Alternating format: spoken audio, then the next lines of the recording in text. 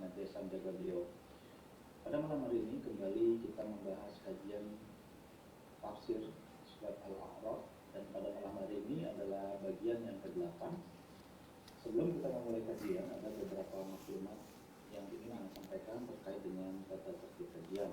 Yang pertama, dimohon agar para jemaah mengaktifkan mikrofon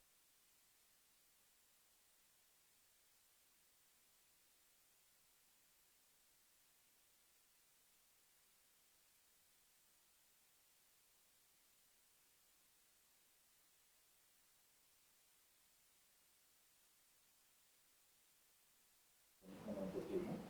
Yang keempat, bagi para jemaah yang ingin bertanya bisa disampaikan melalui nomor pesan singkat yang nanti akan sampaikan.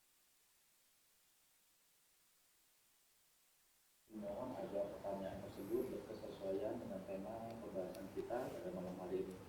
Barakallahu fikum, semoga kita senantiasa istiqomah dalam menuntut ilmu. Bismillahirrahmanirrahim. Assalamualaikum warahmatullahi wabarakatuh.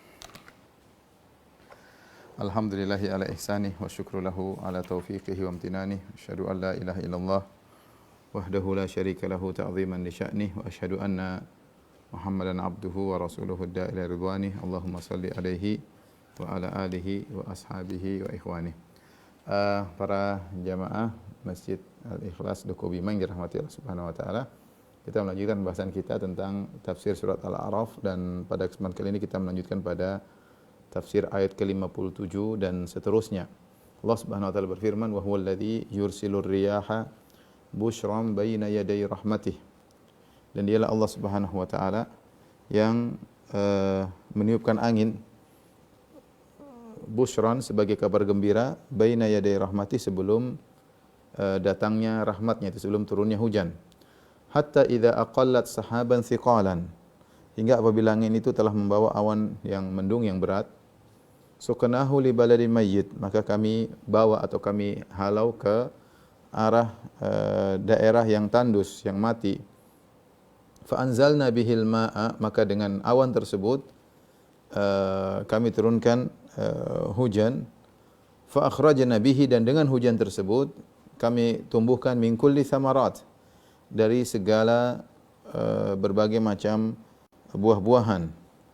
Kadzalika nukhrijul mauta la'allakum tadhakkarun, dan demikianlah kami keluarkan mayat-mayat orang-orang mati pada hari kiamat kelak, la'allakum tadhakkarun, semoga kalian bisa mengambil pelajaran. Wal baladu thayyibu yakhruju nabatuhu, dan tanah yang baik, yakhruju nabatuhu biizni rabbih, tanaman-tanamannya tumbuh dengan subur, dengan baik, dengan izin Rabbnya. Walladzi khabutha la yakhruju illa nakida, adapun tanah yang buruk tidak keluar tumbuh-tumbuhannya kecuali sedikit dan merana, yaitu jelek. Kadzalika nusarriful ayati, demikianlah kami mengulangi-ulangi tanda-tanda kebesaran kami, liqaumi yashkurun, bagi orang-orang yang bersyukur. Perhatikan ayat ini. Allah Subhanahu wa taala berfirman, ya. Wa huwal ladzi yursilur riyaha busyran baina yaday rahmatih hatta idza, teman-teman bisa buka di surat Al-A'raf 57 ya, hatta idza aqallat sahaban thiqalan suknahu di baladin mayyit fa anzalna bihil ma' fa akhrajna bihi min kulli thamarat.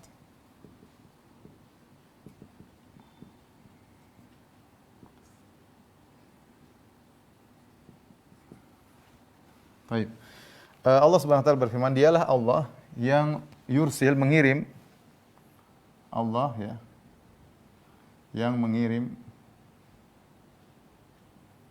angin, yaitu menggiring angin. Angin-angin digiring oleh Allah, busyran, sebagai kabar gembira. Kabar gembira. Baina yaday rahmatih, sebelum rahmat Allah, sebelum rahmat Allah.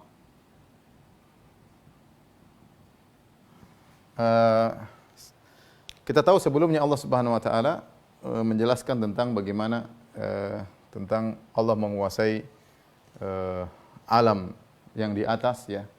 Allah yang menundukkan langit, bumi, bintang-bintang, rembulan, matahari, dan Allah beristiwa di atas arsy. Semuanya diatur oleh Allah Subhanahu wa taala. Allah mengatur alam di atas. Kemudian Allah Subhanahu wa taala menyebutkan juga tentang alam di bawah, bahwasanya pengaturan alam di bawah juga, yaitu bumi, Allah juga yang atur ya. Maka Allah jelaskan selain Allah yang mengatur langit dan bintang, Allah juga mengatur angin. Wa alladzi yursilur riyah, dialah Allah yang mengirim angin. Sebagai kabar gembira sebelum rahmat Allah. Rahmat Allah di sini maksudnya adalah hujan. Maksudnya adalah hujan. Ya. Hujan disebut rahmat karena kita tahu hujan membawa rahmat. Banyak manfaat dan maslahat yang didapatkan oleh manusia dengan hujan tersebut. Ya, terkadang Allah menurunkan hujan sebagai azab, tapi kita bilang secara umum hujan adalah rahmat. Secara umum hujan adalah rahmat Allah Subhanahu wa taala. Dengan hujan tersebut maka tumbuh-tumbuhan, ya, kemudian bumi yang tandus bisa menjadi hidup kembali. Ya.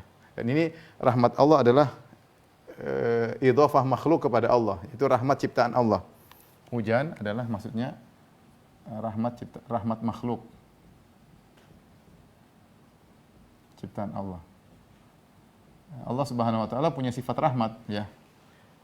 Al-Rahim, Ar-Rahmanur Rahim itu sifat rahmat, tapi ini bukan sifat Allah ya, karena sesuatu yang diidhafahkan, disandarkan kepada Allah terkadang makhluk. Contohnya seperti Baitullah, rumah Allah, Baitullah bukanlah sifat Allah, tapi rumah yang diciptakan oleh Allah namun disandarkan kepada Allah karena dimuliakan. Sama seperti Naqatullah, ontanya Allah, ontanya Nabi Saleh. Tentu onta bukan sifat Allah. Onta adalah makhluk yang Allah ciptakan namun disandarkan kepada Allah karena dimuliakan. Sama di sini juga baina yaday rahmatih, rahmat Allah maksudnya rahmat yang Allah ciptakan. Ya. Bukan sifat rahmat karena Allah punya sifat rahmat dan ada rahmat yang Allah ciptakan. Seperti kalau sifat Allah ya Ar-Rahman Ar-Rahim, Allah Maha Pengasih lagi Maha Penyayang, itu memiliki sifat pengasih lagi penyayang. Tapi maksud rahmat di sini adalah rahmat ciptaan Allah. Allah menurunkan hujan. Disebut rahmat tadi karena membawa banyak kebaikan ya. Allah sebutkan Allah mengirim angin sebagai kabar gembira. Jadi kalau sebelum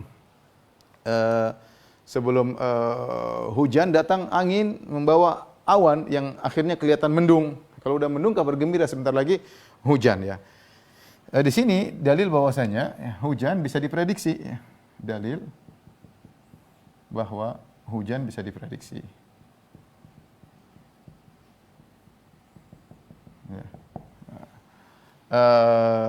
Akan tetapi yang tahu tentang rahasia hujan secara mutlak hanya Allah. Wa yunazzilul ghaits, dan Allah yang menurunkan hujan. Tapi meskipun hujan bisa diprediksi, misalnya dengan perakiraan cuaca, namun yang tahu pasti tentang hujan hanyalah Allah. Yang tahu, namun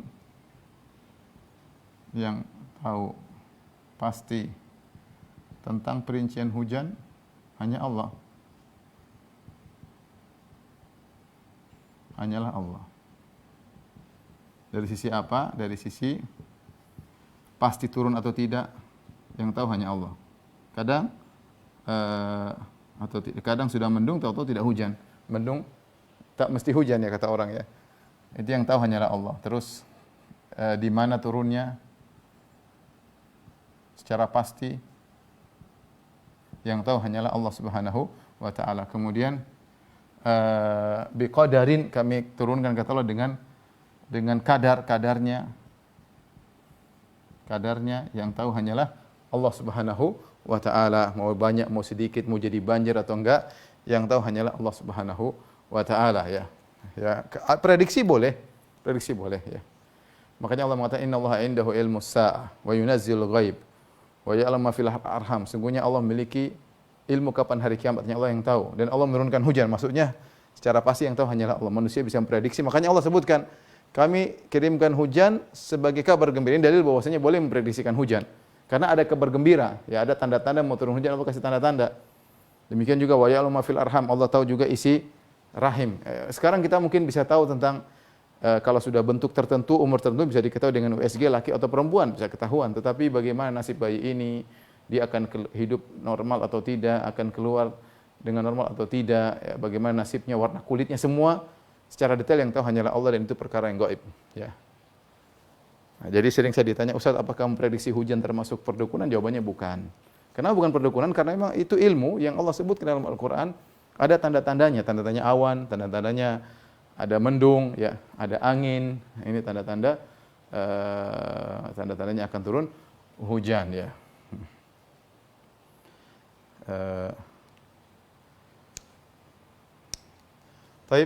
Kemudian Allah mengatakan hatta idza aqallat sahaban, ya.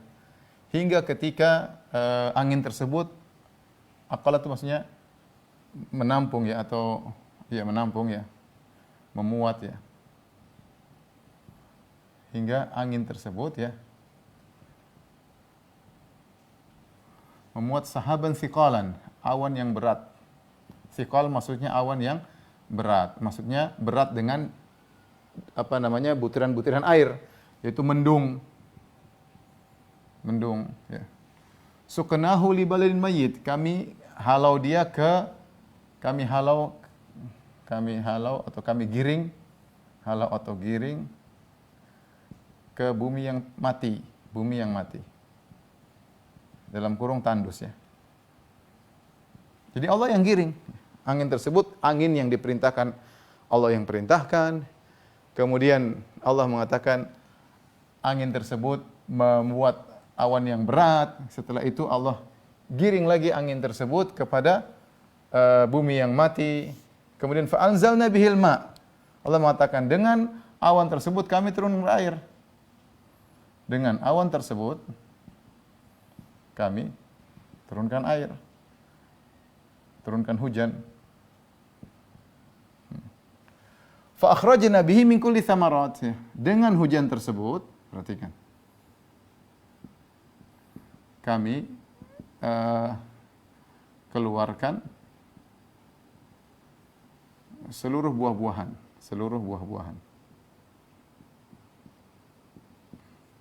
Ya. Baik. Perhatikan, ini semua kata Ibnu Taimiyah rahimahullahu taala menjelaskan tentang hukum sebab akibat, ya, hukum sebab akibat. Ini yang disebut dengan sunnatullah, ya, sunnatullah.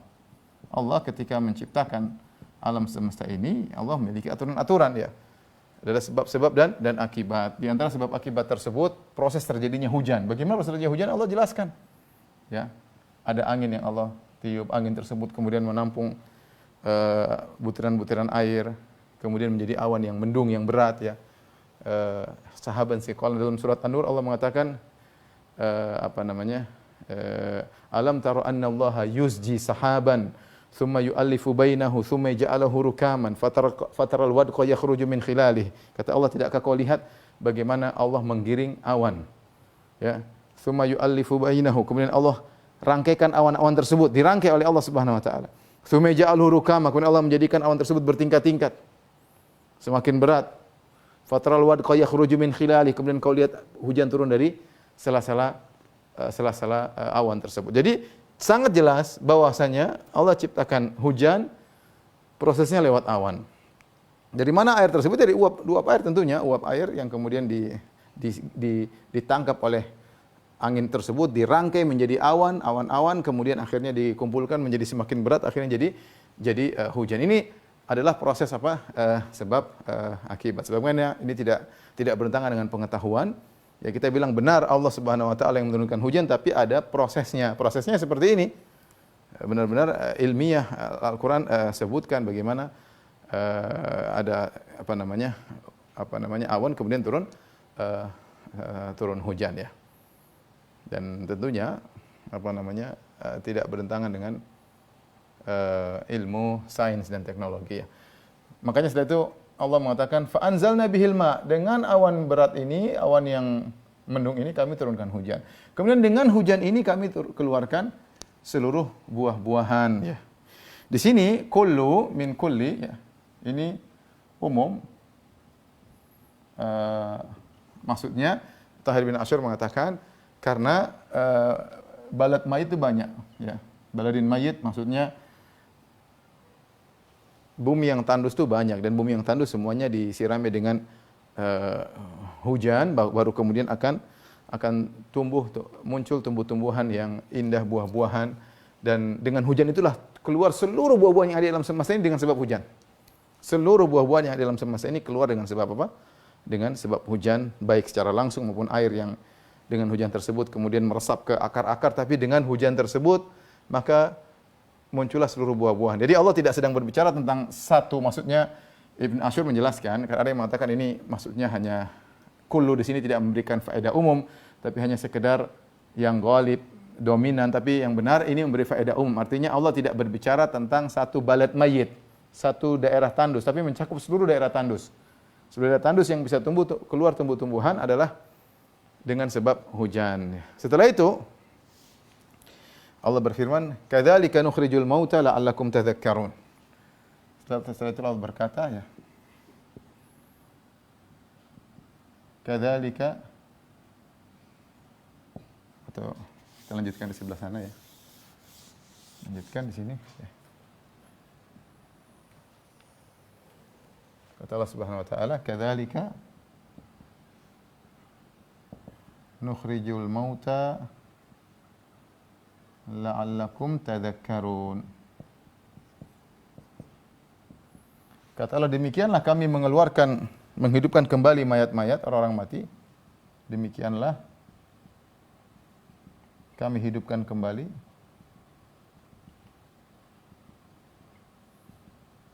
mayat-mayat pada hari kiamat kelak, tentunya pada hari kiamat. La'allakum tadhakkarun, semoga kalian bisa mengambil pelajaran, ya.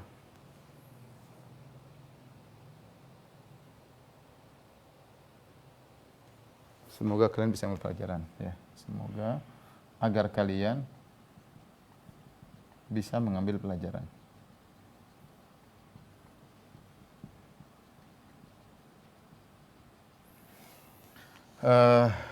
Perhatikan di sini ini maksud saya penting untuk kita ingatkan bahwasanya semua yang melakukan adalah Allah, tapi ada sebab dan akibat. Makanya misalnya dalam ayat ini Allah mengatakan hatta idza aqallat sahaban, ketika angin memuat atau mengandung awan-awan yang berat, ya. Di sini lihat Allah menyandarkan perbuatan kepada angin, seakan-akan angin tersebut memiliki perbuatan, ya. Padahal Allah yang mentakdirkan semuanya. Tapi kenapa disandarkan perbuatan kepada angin? Karena sebab dan akibat, ya. Sebab dan akibat, ya. Baik, kata Allah, "Kadzalika nukhrijul mauta," kami hidupkan kembali mayat-mayat pada hari kiamat agar kalian bisa mengambil pelajaran. Artinya Allah berdalil dengan kejadian alam yang sering dilihat oleh manusia, turun hujan, kemudian tumbuhan tumbuh. Itu adalah contoh kecil bahwasanya kebangkitan hari kiamat sangat mudah. Karena orang-orang musyrikin mereka menolak adanya hari kebangkitan. Maka Allah jelaskan itu perkara yang kalian lihat sekarang bahwasanya ada bumi yang mati, enggak ada tumbuhan sama sekali. Enggak ada tumbuhan sama sekali. Bumi tandus, enggak ada apa-apa. Tiba-tiba Allah turunkan hujan, tiba-tiba muncul tumbuhan, ya. Muncul tumbuhannya.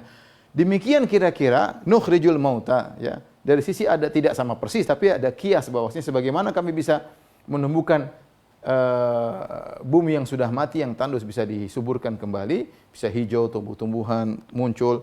Maka demikian juga manusia yang tadi sudah mati, sudah jadi tulang belulang atau sudah menjadi lumat bersama tanah, dihidupkan kembali juga mudah, ya. Bahkan dalam hadis yang saya disebutkan nanti menjelang hari kebangkitan, maka antara tiupan pertama, sangkakala yang pertama dengan tiupan sangkakala yang kedua, yaitu arba'in, jaraknya 40, entah 40 hari, 40 bulan, 40 tahun, maka Allah turunkan hujan dari bawah arsy, ya. Yang hujan tersebut seperti kamani rijal, seperti air mani lelaki, kemudian masuk ke dalam tanah, kemudian mengenai sisa-sisa mayat yang ada, ya, ajabuz zanab, di antaranya karena tulang ekor yang masih tersisa, kemudian dia pun tumbuh kembali, ya, sebagaimana tumbuh-tumbuhan bisa tumbuh, dengan tumbuh kembali menjadi jasad. Setelah jasad dengan proses, ya, tumbuh, kemudian dikumpulkanlah semua yang pernah sudah menjadi berubah kimianya menjadi tanah, menjadi apa, menjadi apa, Allah bisa kembalikan lagi, ya. Makanya Allah mengatakan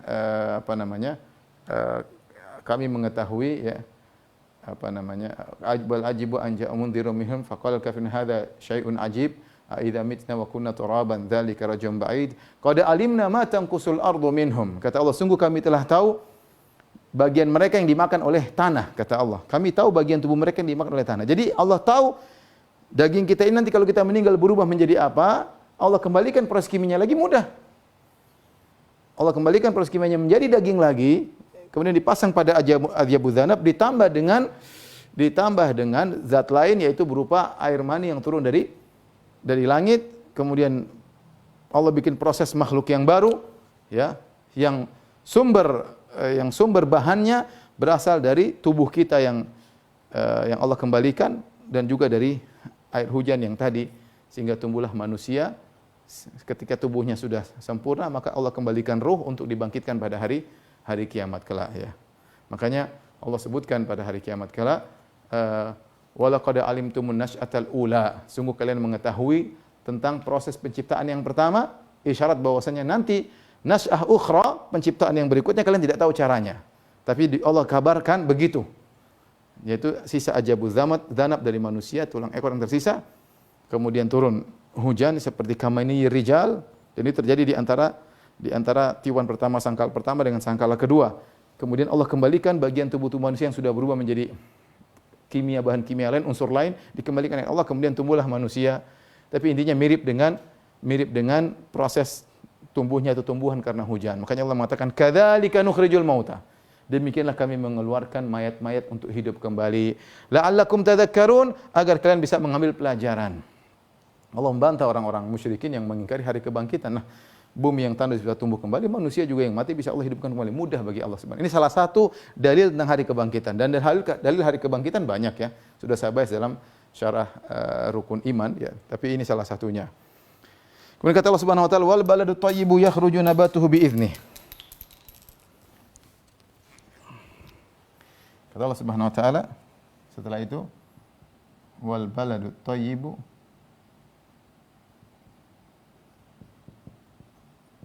yakhruju nabatuhu bi'idznih walladhi khabusa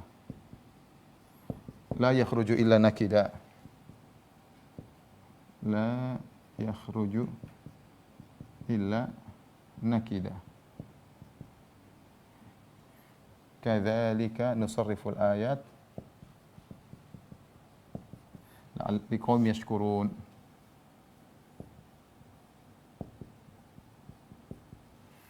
Kata Allah Subhanahu wa taala, setelah itu Allah cerita tentang kondisi tanah yang diturunkan hujan kepadanya. Kata Allah, wal balu thayyib, tanah yang baik. Tanah yang baik. Apa yang terjadi padanya? Yakhruju nabatu bi'idznih, keluar tumbuhannya. Tumbuh keluar tumbuhannya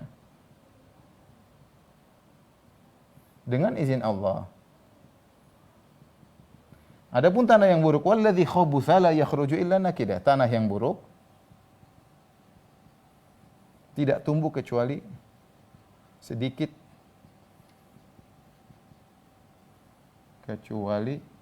dan buruk. Kata Allah, kadzalika nusarriful ayat, demikianlah kami ulang-ulangi tanda-tanda, demikianlah kami ulangi tanda-tanda kekuasaan Allah.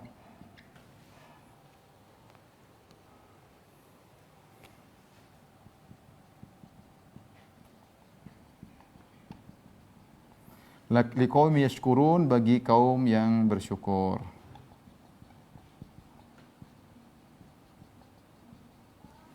Perhatikan di sini Allah Subhanahu wa taala menyebutkan kondisi tanah yang menerima adanya air yang turun. Ternyata tanah tidak satu model.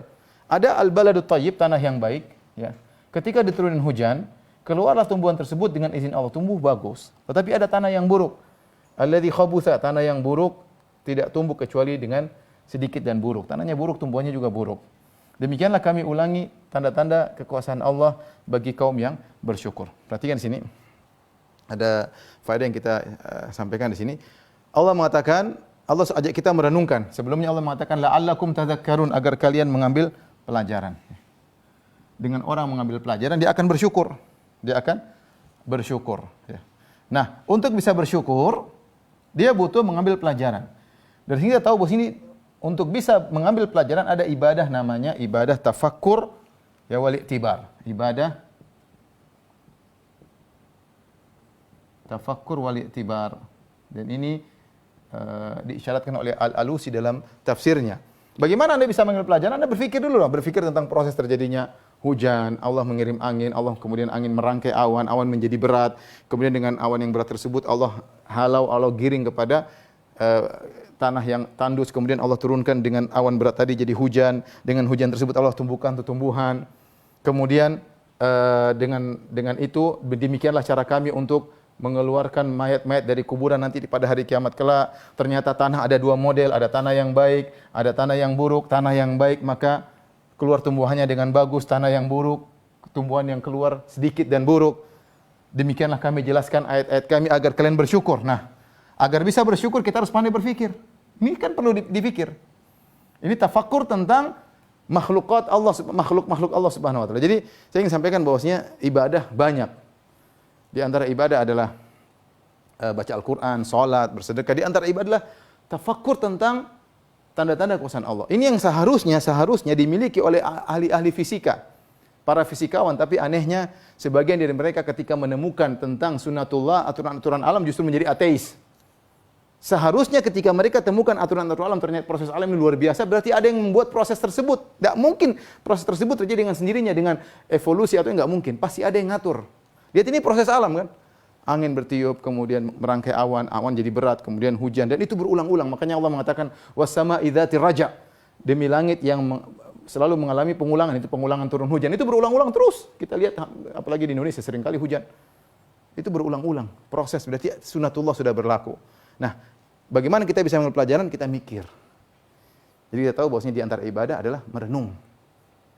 Inna fi khalqis samawati wal ardi wa ikhtilafil laili wan nahari la ayatin li ulil albab alladzina yadhkuruna Allah qiyaman wa qu'udan wa ala junubihim wa yatafakkaruna fi khalqis samawati wal ardi. Allah memuji sebagian penghuni surga, ciri-ciri mereka di antaranya wa yatafakkaruna fi khalqis samawati wal ardi. Mereka merenungkan tentang penciptaan langit dan bumi. Rabbana ma khalaqta hadza batila. Ya Rabb, kami tidak mungkin kau menciptakan ini sia-sia, pasti ada tujuannya. Faqina adzaban nar, kalau begitu jauhkanlah kami dari azab neraka jahanam. Mereka bertawassul dengan ibadah tafakkur. Mereka mengatakan fakina, maka ya Allah, karena kami sudah berfikir tentang penciptaan alam semesta, maka jagalah kami dari neraka jahanam. Lihat mereka bertawasul dengan ibadah tafakkur, karena kita boleh bertawasul dengan ibadah kita agar dijauhkan dari azab neraka jahanam. Makanya ibadah yang sering dilakukan oleh Abu Darda, ya, aktsaru atau a'zamu ibadatihi at-tafakkur wal i'tibar. Kata Ummu Darda, ibadah yang sering dilakukan oleh Abu Darda adalah berfikir dan mengambil pelajaran. Ini contoh, sekarang kita sedang merenungkan tentang bagaimana kekuasaan Allah, apalagi Allah kaitkan ini dengan hari kebangkitan, ya. Jadi ini menunjukkan Allah menyuruh kita berpikir tentang fisika, tentang biologi, tentang sains, ya. Al-Quran bukan Al-Quran, ingat, Al-Quran bukan kitab sains, bukan. Tetapi dalam Al-Quran ada sains-sains yang Allah sebutkan hanya untuk menjelaskan tentang hari kiamat, misalnya hari kebangkitan, suatu yang sederhana yang dilihat oleh orang sehari-hari. Tentang diantaranya proses turun hujan, tumbuh-tumbuhan, demikianlah hari kebangkitan. Selesai. Tapi kita merenungkan hal tersebut, ya. Saya dulu punya sempat taman depan rumah, sekarang udah pada mati karena nggak pernah diurus. Tapi subhanallah kadang taman itu kalau tidak saya sirami, cepat sekali dia jadi merengkul, jadi rusak. Begitu saya sirami jadi hijau lagi, masya Allah. Bagaimana benar-benar makanya seharusnya orang-orang yang bekerja di pekebunan, entah kebun kebun sawit kayak atau kebun apa kayak, harusnya mereka benar-benar ketergantungan dengan Tuhan luar biasa. Karena mereka tahu kalau nggak turun hujan selesai. Ya. Mereka lihat bagaimana proses kalau turun hujan, masya Allah jadi hijau. Ini sebenarnya menambah iman karena Allah sudah berpikir tentang hal tersebut. Taib. Jadi untuk bisa bersyukur, makanya Allah sebutkan liqaumi yashkurun, kaum yang bersyukur setelah kaum yang mengambil pelajaran. Jadi mengambil pelajaran adalah sarana untuk bersyukur kepada Allah Subhanahu wa taala. Ini tertib dari Allah yang menakjubkan. Nah, Allah menyebutkan di sini bahwasanya ini apa perumpamaan yang Allah buat? Apa kalau cuma cerita ada tanah yang baik, tanah yang buruk? Tentunya bukan cuma cerita begini. Ada tujuannya, kata para ulama. Allah sedang memberikan perumpamaan. Ada yang mengatakan perumpamaan tentang anak-anak Adam sudah diutus Rasul, ternyata dia tidak beriman, ada yang beriman, ada yang tidak beriman, ada yang mengatakan ini perumpamaan seperti hati, Hati demikian, ada hati yang dasarnya baik, dikasih ceramah sedikit langsung imannya tumbuh. Ada hati yang memang yang setengah mampus hatinya, setengah mati, ceramain, enggak tumbuh pun sedikit, habis itu malas lagi, rusak lagi tumbuhannya. Jadi hati manusia berbeda-beda tidak sama. Maka seorang di antaranya kalau mau ceramah ya curahan wahyu disampaikan dengan baik, sabar ya. Apalagi kalau tanahnya sudah rusak. Jadi model manusia bermacam-macam. Taib. Ini Al-A'raf ayat 57 sampai ayat 58. Allah berfirman, "Kadzalika nusarriful ayat." Demikianlah kami mentasrif. Tasrif dalam bahasa Arab artinya adalah di antaranya adalah perubahan satu kondisi ke kondisi yang lain, ya. Perubahan satu kondisi ke kondisi yang lain, yaitu Allah mentanwi, menvariasi. Kalau kita artikan, demikianlah kami memvariasi tanda-tanda keagungan kami. Dan demikian dalam Al-Quran banyak sekali Allah menyebutkan keagungan Allah Subhanahu Wa Taala dengan tanda ini, dengan tanda anu, dengan tanda ini, dengan tanda anu, ya, agar apa namanya? Agar kita tahu bahwasanya ada Tuhan, ya. Saya kemarin baru lihat klip ya di YouTube tentang kisah seorang Australia Aussie yang masuk Islam, ya. Ceritanya menarik, mungkin mudah-mudahan kita bisa sebar di medsos, tapi yang nonton saya lihat sudah sekitar 2 juta lebih atau jutaan lah, ya. Ceritanya intinya dia dia sudah tertarik dengan Islam.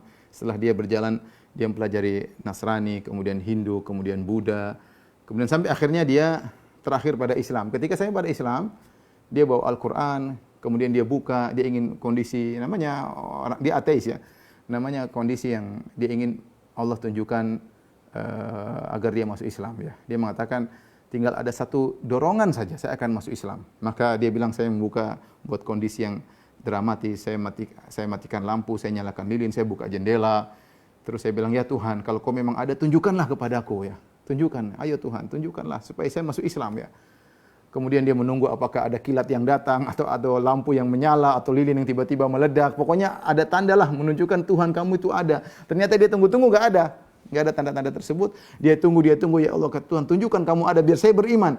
Tidak ada tanda-tanda tersebut. Dia tunggu-tunggu, datang tiba-tiba, kemudian dia setengah putus asa, kemudian dia melihat, dia buka lembaran Al-Quran persis tentang ayat-ayat yang berbicara tentang ciptaan-ciptaan Allah Subhanahu Wa Taala, ya, bahwasanya ciptaan Allah itu menunjukkan Tuhan itu ada, ya. Maka kemudian dia beriman, dia masuk Islam, dia ceritakan bagaimana kisah Islamnya. Allah mengatakan, "Kadzalika nusarriful ayat." Demikianlah kami mentanwi, memvariasi tentang tanda-tanda kebesaran Tuhan. Orang bisa mengaku adanya Tuhan dengan banyak cara, ya, dengan banyak dalil, ya. Allah berikan tanda terlalu banyak. Nah, kalau orang masih saja mengingkari adanya Tuhan, orang memang benar-benar bahlul, benar-benar otaknya nggak jalan, ya. Banyak hal kita bisa lihat, kita ini ada Tuhan, nggak mungkin, ya. Nggak mungkin nggak ada Tuhan, ya. Taib, kita lanjutkan. Setelah itu Allah Subhanahu Wa Taala berfirman tentang kisah Nabi Nuh alaihissalam. Dan inilah ayat pertama yang berbicara tentang kisah para nabi, ya. Karena kisah para nabi dari surat Al-Baqarah, kemudian surat Ali Imran, ya. Kemudian surat Ali Imran, kemudian surat An-Nisa, surat Al-Maidah, kemudian surat Al-An'am, baru kemudian surat Al-A'raf ini yang pertama kali cerita tentang kisah Nabi Nuh. Kemudian secara tartib zamani, kemudian secara urutan zaman. Nabi Nuh, kemudian Nabi Hud, kemudian Nabi Saleh, kemudian Nabi Lut, Nabi Syuaib. Pertama kali datang dalam Al-Quran dalam surat Al-A'raf. Inilah ayat-ayatnya. Sebelumnya memang ada disebut sebagian kisah Nabi Musa alaihissalam, atau kisah Nabi Isa di surat Ali Imran misalnya. Tetapi yang tertib dari Nabi Nuh, kemudian nanti ada Nabi Adam alaihissalam, baru pertama dalam surat Al-A'raf, ya. Taib, Allah berfirman, tolong dihapus ini. Sebentar, ya.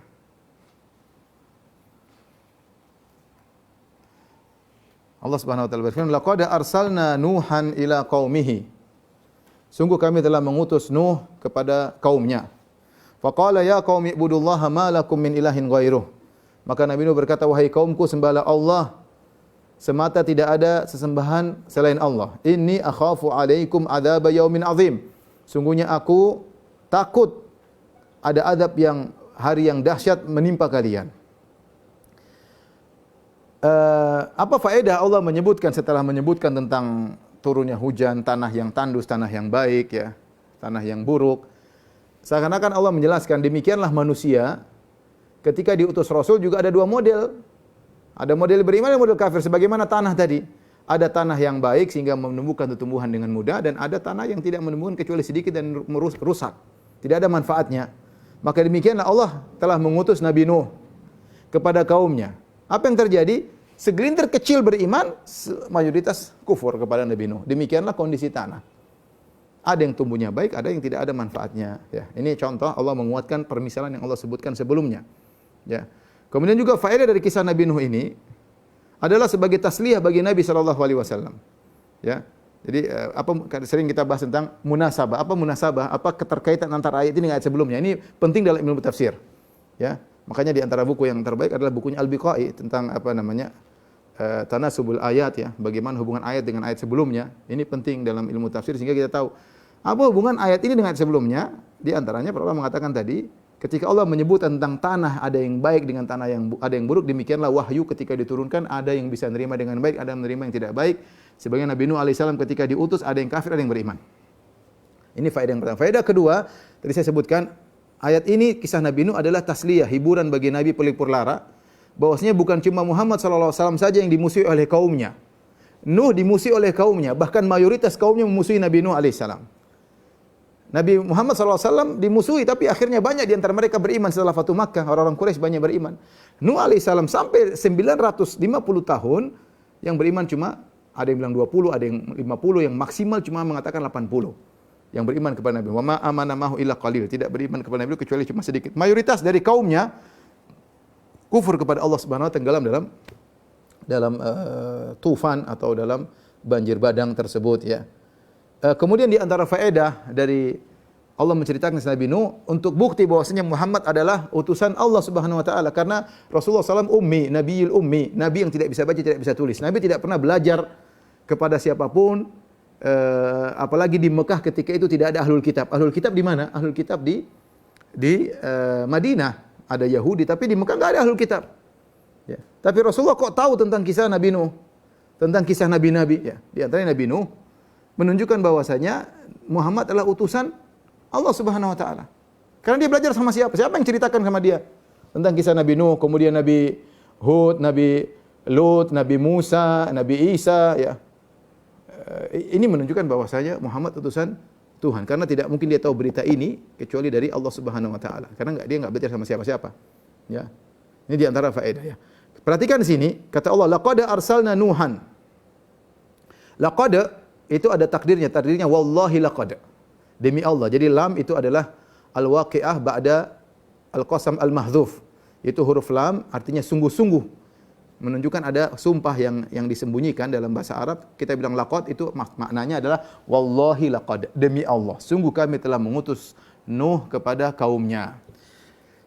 Nuh kalau bahasa Arab artinya adalah rintihan, ratapan. Ada yang mengatakan dia disebut Nabi Nuh karena dia mendakwahi kaumnya 950 tahun tidak beriman. Ada yang mengatakan disebut Nuh karena dia meratap karena anaknya tidak beriman. Dan ini semua tidak ada dalilnya. Kita bilang namanya Nuh. Ya, namanya Nuh, tidak ada kaitannya dengan ratapan dan yang lainnya. Sejak lahir namanya Nuh.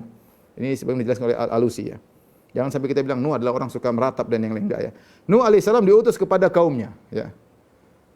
Dan zahirnya kata sebagian ulama, memang manusia masih sedikit ketika itu, ya, cuma kaumnya Nabi Nuh aja, karena dari Nabi Adam sampai Nabi Nuh disebut ada asyrat kurun, 10 generasi, satu generasi kira-kira ya mungkin entah berapa lama, tapi intinya manusia tidak begitu banyak dan manusia terfokus pada kaum Nabi Nuh ketika itu.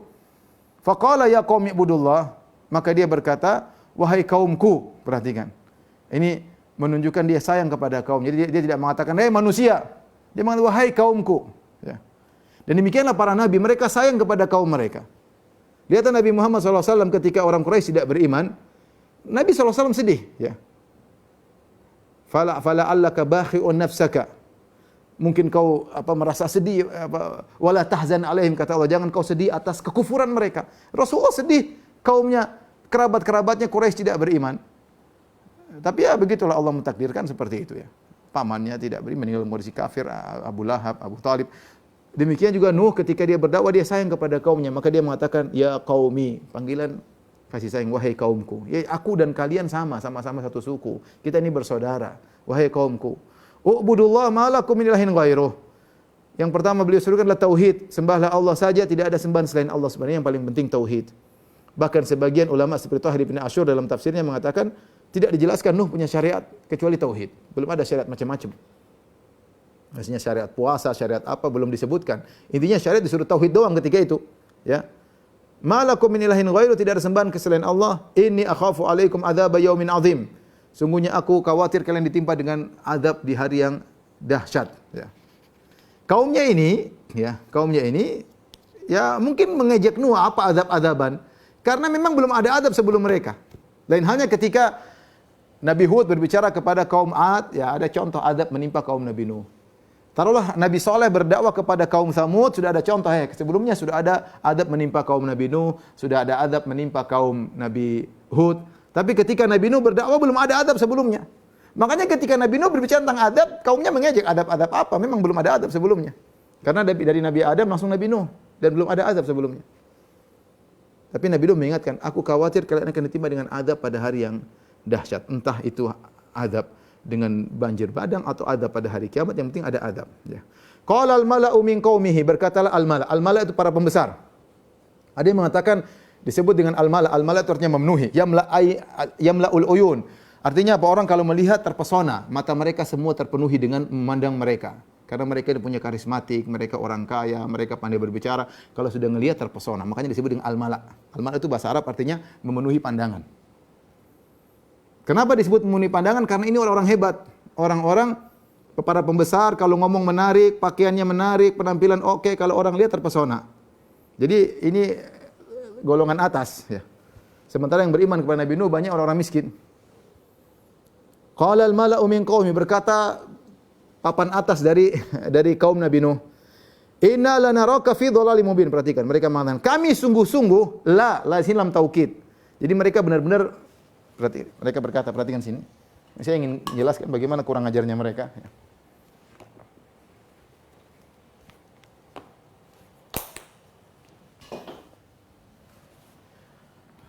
Kata mereka, inna lanaraka fi dhalalin mubin. Artinya, sungguh kami, ini ada nun taukid, inna, sungguh-sungguh kami. La ini taukid lagi, taukid penekanan juga. Kalau kita bahasa Arab, sungguh-sungguh kami, benar-benar, sudah sungguh-sungguh, benar-benar lagi. Benar-benar, melihat engkau, ya, melihatmu, dalam kesesatan yang nyata. Jadi bukan sesat doang. Mereka cuma bukan bilang, Nuh kamu sesat, tapi benar-benar sesat kamu Nuh. Ya, kesesatan yang nyata. Jadi Nuh benar-benar dalam kesesatan yang nyata. Perhatikan, jadi mereka dalam kesesatan yang nyata. Ini sungguh ejekan terhadap Nabi Nuh. Ya. Inna, kami sungguh-sungguh benar-benar melihatmu dalam kesesatan yang nyata. Nabi Nuh membantah. Ya qaumi laisa bi dhalalatin. Laisa bi dhalalatin. Ya qaumi. Laisa bi dhalalatun. Walakinni rasulun min rabbil alamin. Kata Nabi Nuh alaihissalam, wahai kaumku.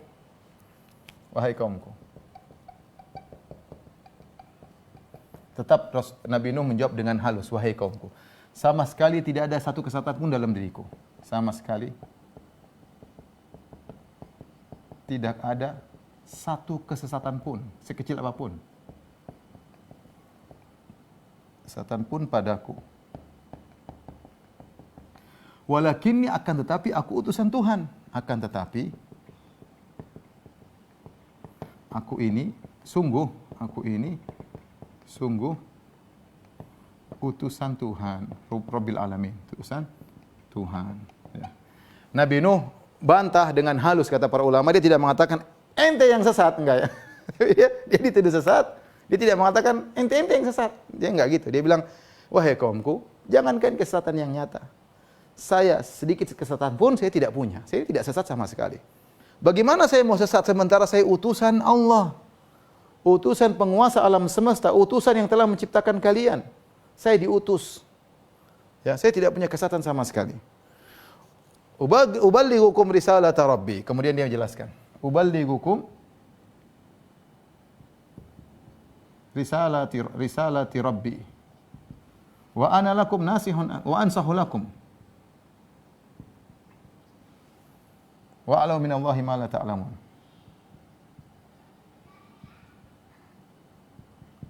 Kata Nabi Nuh, saya ini utusan Tuhan dan aku menyampaikan kepada kalian risalah-risalah Tuhanku. Aku hanya pembawa pesan. Risalah itu pesan-pesan Tuhanku. Cuma membawa pesan. Ya. Tidak ada tugas lain, aku tidak ingin apa, aku hanya menyampaikan risalah-risalah pesan-pesan Tuhanku. Kenapa dijamak sini pesan-pesan plural, bukan hanya risalah pesan, tapi pesan-pesan, karena kita tahu isi dari dakwah para nabi banyak topiknya, tentang ini, tentang anu, tentang ini, tentang anu. Makanya Nabi Nuh menggunakan kata jamak, uballighukum risalati rabbi. Ya. Karena topiknya banyak, atau Nabi Nuh menyampaikan dalam waktu yang berbeda-beda. Kapan dia sampaikan ini, waktu lain menyampaikan lagi, sehingga banyak pesan-pesan yang Nabi Nuh sampaikan, entah topiknya bermacam-macam atau waktu penyampaiannya berbeda-beda. Wa ansahu lakum, perhatikan sini, dan aku beri nasihat kepada kalian. Tujuanku cuma ini, memberi nasihat. Memberi nasihat. Di sini Nabi Nuh mengungkapkan dengan fi'il mudhari', yaitu present tense, menunjukkan bahwasanya nasihat berulang-ulang. Tugasku hanya berulang-ulang beri nasihat. Apa itu nasihat? Nasihat secara bahasa Arab artinya adalah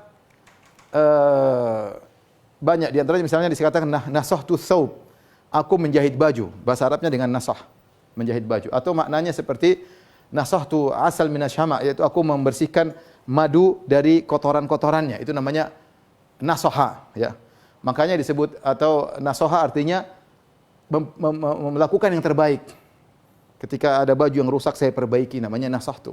Ketika ada madu yang ada kotorannya disebut nasahu. Nah, kalau saya mengatakan ana ansahuka, saya menasihati kamu, maksudnya saya ingin yang terbaik bagi kamu. Apa yang paling maslahat yang bisa saya lakukan untuk kamu, itu namanya nasihat. Ya, itu namanya nasihat. Saya ingin, makanya para sahabat ketika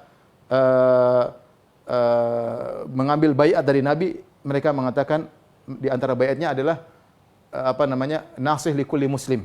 Ya, mereka akan menjadi seorang penasihat bagi setiap muslim. Bukan maksudnya ceramah pada setiap muslim, tidak. Tapi kalau ketemu setiap orang, dia berusaha melakukan yang terbaik kepada apa yang paling maslahat untuk orang tersebut. Dan itu berat. Kita mungkin kalau sama anak kita berusaha nasih, sama istri kita berusaha nasih. Iya, ingin yang terbaik bagi maslahat istri, maslahat anak, bagi teman dekat. Tapi kepada semua orang susah. Tapi para sahabat pernah mengambil baiat seperti itu untuk menjadi nasih bagi setiap muslim. Setiap dia ketemu dengan orang, dia berusaha melakukan yang terbaik bagi maslahat orang tersebut. Itu namanya nasih. Dan di sini sebenarnya kalau kita nasih secara bahasa Arab harusnya ansahukum, tidak pakai lam. Tetapi Nabi Nuh menggunakan lam, lakum, ya, ini lam. Harusnya langsung ansahukum, harusnya ansahukum kalau bahasa Arab. Tapi lam di sini apa fungsinya? Kata para ulama, fungsinya dua. Bahwasanya tujuan saya ceramah ini, ya, tujuannya hanya nasihat, tidak ada tujuan lain. Tujuan hanya nasihat. Tidak ada tujuan lain. Yang kedua, yang saya nasihati, yang Nuh nasihati alaihissalam, cuma kalian. Cuma kalian. Jadi saya ini diutus 950 tahun, tidak ada tujuan lain. Bukan pengen jadi pedagang, bukan jadi apa, enggak. Saya cuma mau nasihati. Yang saya nasihati cuma kalian doang, enggak ada yang lain. Saya tidak pergi kemana-mana. Kalian, saya bertahan 950 tahun nasihati kalian. Wa ansahu lakum. Makanya Nabi menggunakan fi'il mudhari', saya berulang-ulang. Nasihat hanya untuk kalian, wahai kaumku. Namun ingat, wa'alu minallahi ma la ta'lamun. Kalian mungkin tidak melihat, tapi saya tahu banyak hal yang kalian tidak ketahui. Ya, ini perkataan Nabi Nuh kepada mereka. Semuanya dengan kata-kata yang bijak, ya. Ya qaumi, wahai kaumku, saya tidak sesat. Jangan kalian tuduh saya sesat, ya. Tidak dia balas dengan kata-kata yang kasar, kalian yang sesat, kalian yang bahlul, kalian yang bodoh, enggak, ya. Ya, dia mengatakan dengan kata-kata yang lembut, ya. Taib. Waktu sudah mau habis, kita lanjutkan, ya. Kemudian kata Allah, Nabi Nuh berkata, "Awa ajibtum an ja'akum dzikrum min rabbikum ala rajulin minkum." Apa kalian merasa heran datang kepada kalian peringatan dari Rabb kalian melalui seorang dari kalian? Kalian heran ada Allah, ada Tuhan ngutus rasul, kalian heran? Jangan heran. Saya ini kalian tahu, kata para ulama, rajulun minkum ala rajulin minkum, kalian tahu saya Nuh, kalian tahu saya lahir di mana. Saya sifatnya bagaimana, amanah saya, jujurnya saya bukan orang baru bagi kalian. Dan para nabi seperti itu, mereka diutus pada kaumnya yang kaumnya sudah tahu betul siapa mereka. Bukan pendusta, bukan mencari dunia, bukan suka menipu, bukan penjahat, bukan. Makanya Nabi Nuh berkata, apa kalian heran datang suatu peringatan dari Rob, dari Tuhan pencipta kalian, ala rajulin minkum, pada melalui seseorang dari kalian, melalui aku. Tujuannya liyunzirakum walitattaqu wa la'allakum tarhamun. La'allakum turhamun. Saya ini nasihati kalian, atau nabi tersebut Nuh menasihati kalian, tujuannya cuma 3 ya. Liyunzirakum, untuk peringatkan kalian dari dosa-dosa yang kalian lakukan. Walitattaqu, agar kalian bertakwa terhindar dari adab neraka jahanam. Wa la'allakum turhamun, agar kalian dirahmati oleh Allah. Kalau kalian meninggalkan kesyirikan, kemudian kalian diselamatkan dari neraka jahanam, dari azab, maka kalian akan dirahmati oleh Allah Subhanahu wa taala. Nabi Nuh sebutkan tiga perkara tersebut ya. Dan kata Allah Subhanahu wa taala di sini Nabi Nuh berkata la'allakum turhamun, dan semoga kalian dirahmati. Nabi Nuh menggunakan taraji itu la'alla karena semoga, karena memang rahmat dari Allah Subhanahu wa taala, bukan keputusan Nabi Nuh tapi dari Allah Subhanahu wa taala, sehingga yang menentukan Allah Subhanahu wa taala. Sehingga dia tidak menggunakan kata pasti tapi la'alla, semoga, karena itu keputusan Allah Subhanahu wa taala. Fakadzabuhu, mereka pun mendustakan Nabi Nuh. Fa anjaynahu, maka kami pun selamatkan Nabi Nuh. Walladzina ma'ahu, dan orang-orang yang bersamanya. Ya, paling maksimal 80 orang. Ada yang mengatakan 20, ada yang mengatakan kurang daripada itu, ada yang paling maksimal pendapat para ulama paling maksimal 80. Fil fulki, di suatu kapal, di atas kapal. Wa aghraqna alladzina kadzdzabu bi ayatina, dan kami jadikan orang-orang yang pendusta tersebut kami tenggelamkan ya. Orang-orang yang mendustakan ayat kami tenggelamkan. Innahum kanu qauman amin, sungguh mereka adalah orang-orang yang buta. Di sini Al-Alusi mengatakan wa taqdimul inja alal igraq lil musara ilal ikhbar bihi. Allah menyebutkan kami menyelamatkan dia, baru setelah itu Allah sebutkan kami tenggelamkan. Allah sebutkan penyelamatan sebelum penenggelaman, agar tahu bahwasanya rahmat Allah mendominasi kemarahan Allah Subhanahu wa taala. Jadi Allah sebutkan tentang penyelamatan agar ketika seorang baca kisah ini, oh Nabi Nuh sudah selamat terlebih dahulu, baru kemudian Allah menenggelamkan orang-orang yang pendusta tersebut. Innahum kanu qauman amin, sebabnya kenapa mereka dustakan, karena mereka adalah orang-orang yang buta, yaitu buta dari buta hati, ya, bukan buta mata tapi buta hati. Telah disampaikan ayat-ayat Allah Subhanahu wa taala, namun mereka tidak beriman kepada Allah Subhanahu wa taala, mereka tutup telinga, tutup mata, seakan-akan buta, buta. Taib. Demikian ikhwan dan akhwat yang rahmati Allah Subhanahu wa taala. Apa yang bisa saya sampaikan pada kesempatan ini, insyaallah kita lanjutkan pada pekan depan. Kalau ada yang bertanya saya persilakan. Wallahu taala alam bisawab.